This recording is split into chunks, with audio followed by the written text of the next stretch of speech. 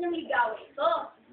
Eh, ang alam niya, si Miss Katrina Milata ay gustong-gusto ang bulaklak at tsokolate. Eh, si Mr. Linsao Jr. ay allergic sa bulaklak. Tingnan kaya natin kung paano niya maibibigay kay Miss Katrina Milata ang kanyang bulaklak.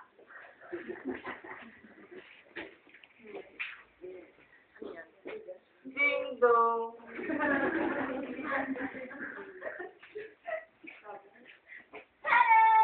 Bulaklak pagkaganda ng rosa. Ay, nabahing. Third off naman. Tingnan natin kung ano ang gagawin ni Mr. Linsao Jr. para mapasaya niya si Miss Milata kasi na-turn off na nung unang araw ng kanyang panliligaw. Ano kaya ang gagawin niya kinabukasan? Gusto ako. Ding dong.